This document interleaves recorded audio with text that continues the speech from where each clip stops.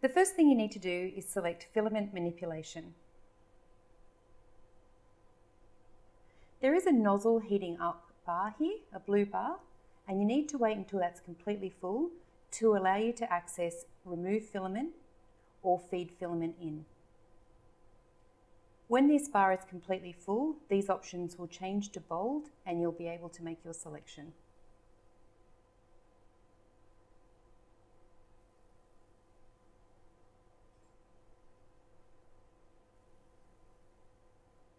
Now you can select remove filament and then unlock side door. Open the door to access the spool area. Inside this area is a pin that is up underneath here. You need to pull that pin towards you and that will release the lid.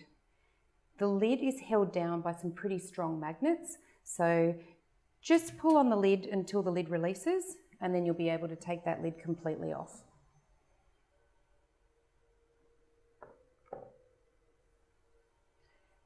The next thing you need to do is press on the orange tab at the top here and pull the feed tube or the filament tube towards you until the filament is exposed. Then on the screen, you can access remove filament, make that selection, and the filament will start coming out towards you. Just apply a little bit of pressure here to pull it towards you, and eventually that will release.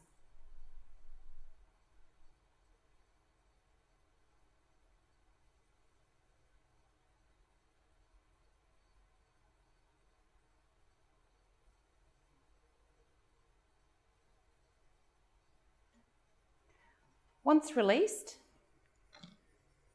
snip the end of the filament off .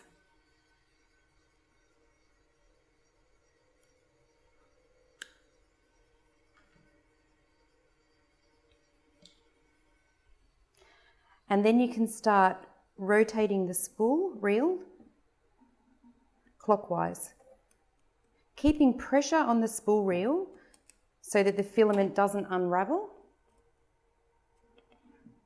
You don't want it to unravel on the reel because the next time it feeds into the printer, you could have problems with feeding or print quality problems. At this point, you can see there's a couple of notches here on the spool. You just need to feed this in